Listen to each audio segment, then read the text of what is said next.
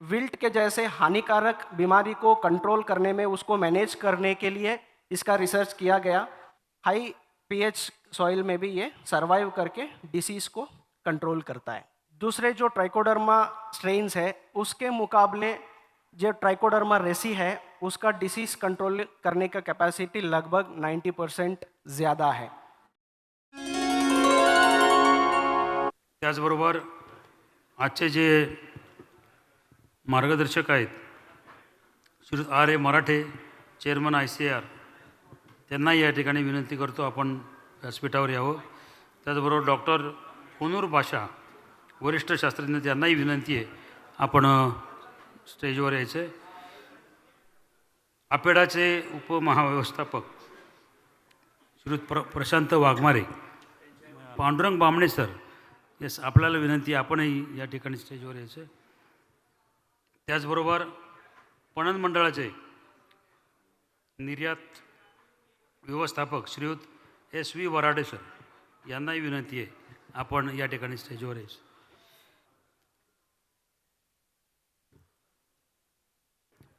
Doctor सोमकोर यांना मी विनंती करतो की त्यांनी ही जबाबदारी घ्यावी आणि चर्चासत्र सुरू करावं। ते सेशनचे थीम आहे fertilizer management, grape marketing and export. आणि या सेशनमध्ये पार्टिसिपंट्स आपल्याला जे मार्गदर्शक आहेत ते मार्गदर्शक आहेत डॉक्टर होनूर बाशा, सिनियर सायंटिस्ट। त्यांचा विषय आहे biofungicide for fungal pathogen control and strategy for mitigating carbon deficiency in Indian agriculture soil. दुसरं मार्गदर्शन होणार आहे ते डॉक्टर पांडुरंग बामणे। त्यांचा विषय आहे scheme and activities of APEDA in agriculture exports.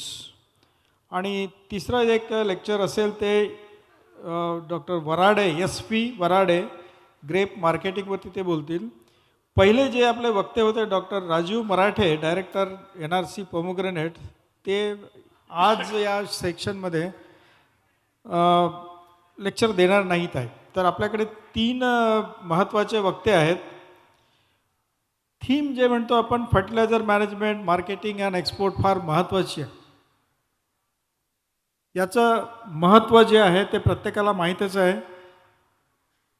Management of anything, either it is a PGR, disease management असेल, nutrient management असेल, इरिगेशन मॅनेजमेंट असेल, सॉईल मॅनेजमेंट असेल, हे जे मॅनेजमेंट आहे या मॅनेजमेंटचा डायरेक्ट इम्पॅक्ट आपल्या उत्पादनावर होतो आणि त्याची प्रत जी आहे त्या प्रतवर होतो।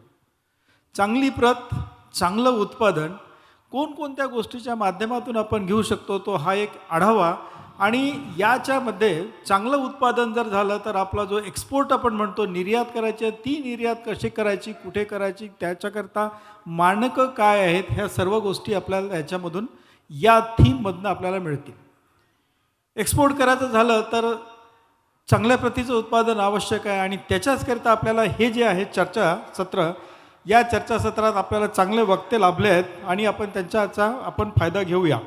सर्वात प्रथम मी आधी यांना आमंत्रित करतो doctor होनूर Basha, biofungicides for fungal pathogen control and strategy for mitigating carbon deficiency in Indian agriculture soil.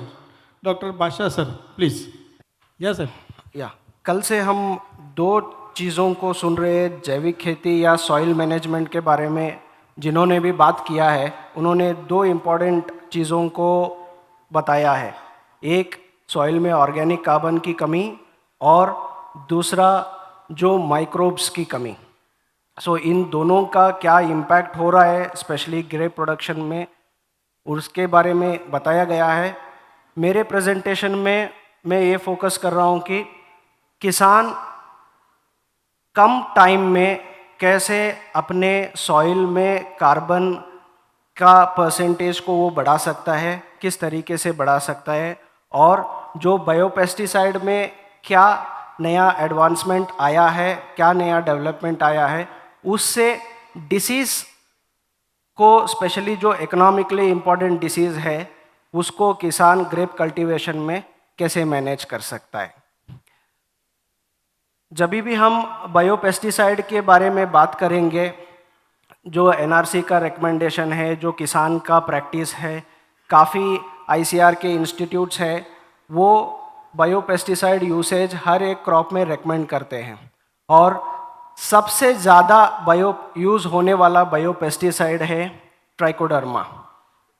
ये अलग अलग प्रॉपर्टी के वजह से इसका अच्छा मल्टीप्लिकेशन, अच्छा सॉइल कॉलोनाइजेशन प्रॉपर्टी, काफ़ी सारे मैकेनिज़्म के वजह से ट्राइकोडर्मा को ग्रेप के साथ में बहुत सारे क्रॉप्स में यूज़ किया जाता है। मेनली इसमें दो स्पीशीज़ है, ट्राइकोडर्मा आर्जियानम और ट्राइकोडर्मा विरिडी।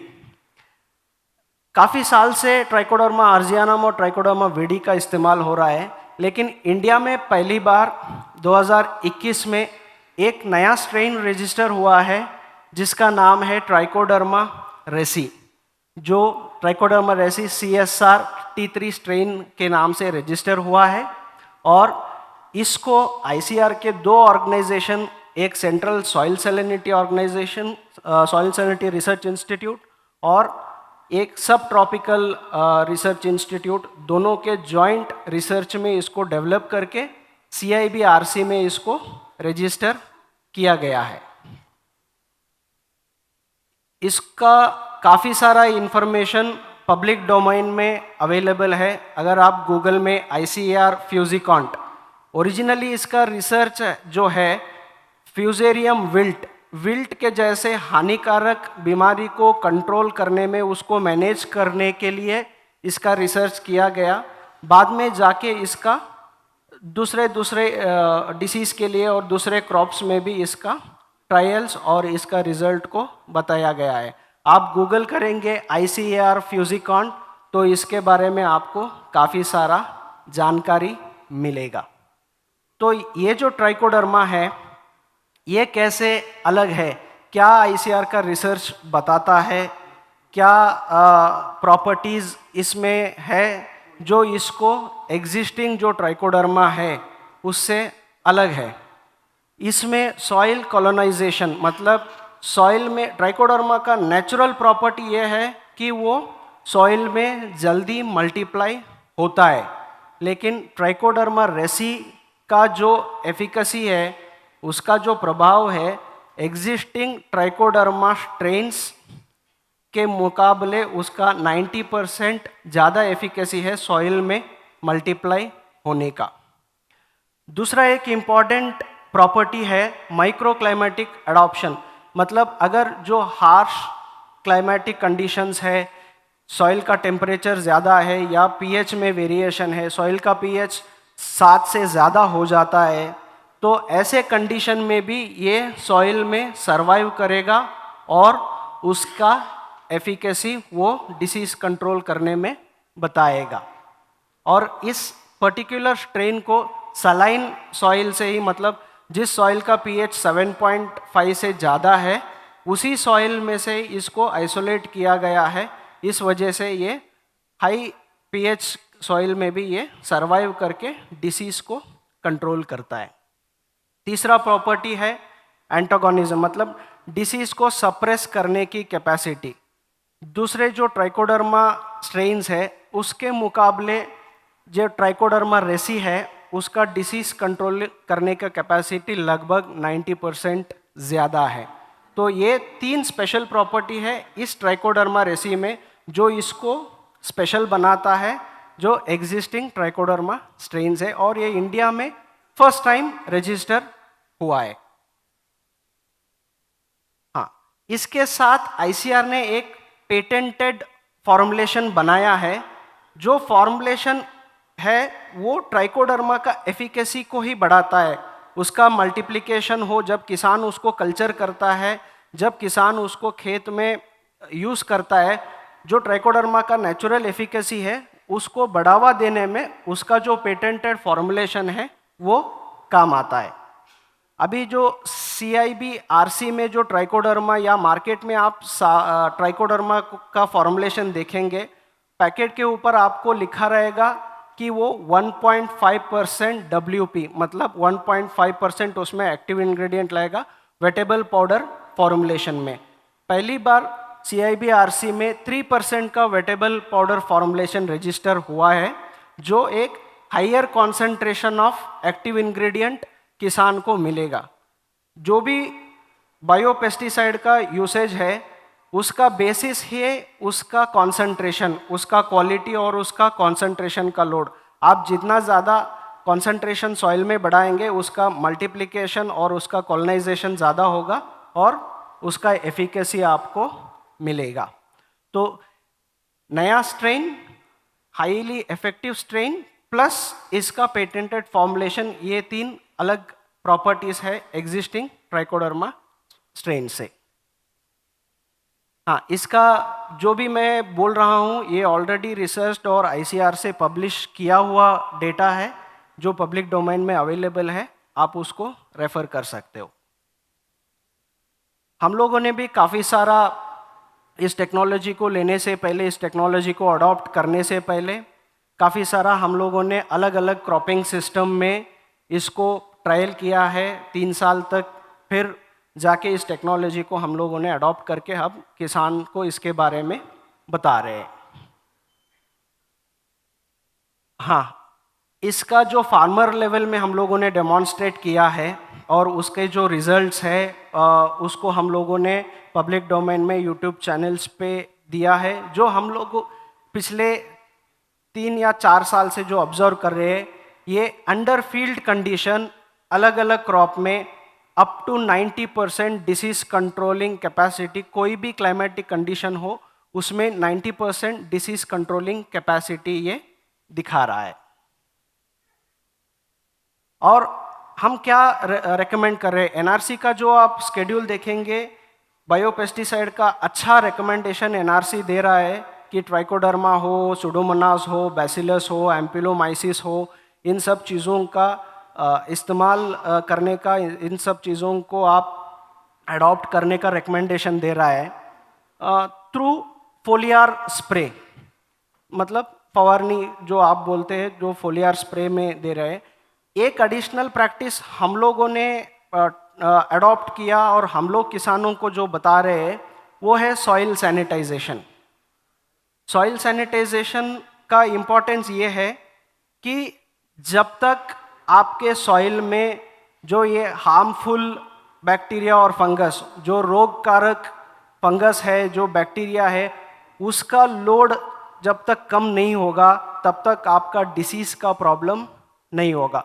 कहीं ना कहीं काफ़ी सारे ये जो पैथोजन जिसको बोलते हैं उसका लाइफ साइकिल सॉइल से गुजरता है, तो सॉइल में इसका लोड कम करना इम्पॉर्टेंट है। इसीलिए हम लोग एक प्रोसेस है सॉइल सैनिटाइजेशन, जहाँ पे आप बेनिफिशियल माइक्रो बायोपेस्टिसाइड का यूसेज सॉइल में ज़्यादा करके हार्मफुल फंगस और बैक्टीरिया का लोड आप कम कर सकते हैं।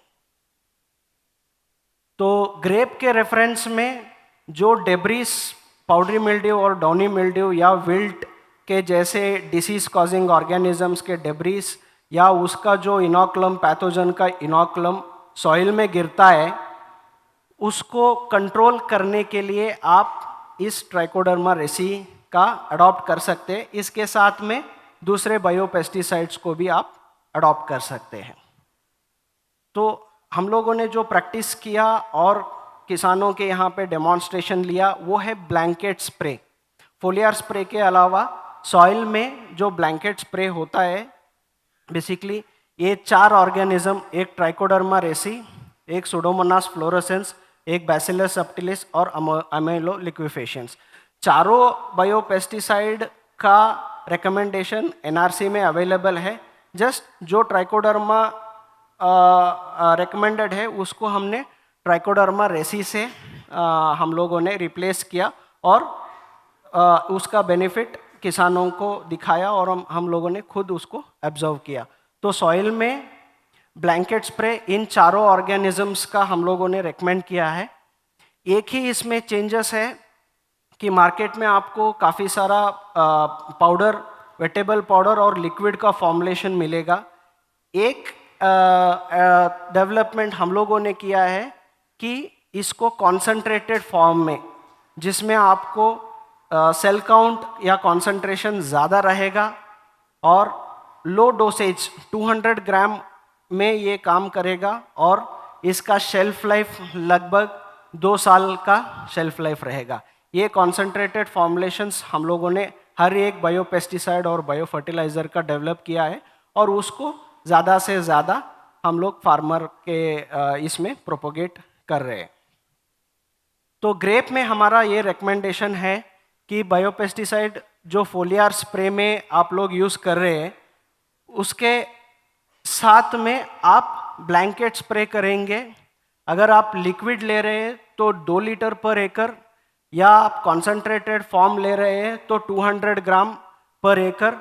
तीनों का कॉम्बिनेशन बायोराज, ट्राइकोडर्मा रेसी, सूडोमोनास और बैसिलस, ये 3 आप अलग अलग कल्चर करेंगे और एप्लीकेशन करने के टाइम पे आप मिक्स करके सॉइल में ब्लैंकेट स्प्रे करेंगे। पहला रिकमेंडेशन है 8 to 10 डेज बिफोर प्रूनिंग, चाहे वो ब्लैंकेट स्प्रे हो या फोलियार स्प्रे हो। फिर उसके बाद 60 to 70 डेज आफ्टर प्रूनिंग उसको सेकेंड डोज को रिपीट करना है।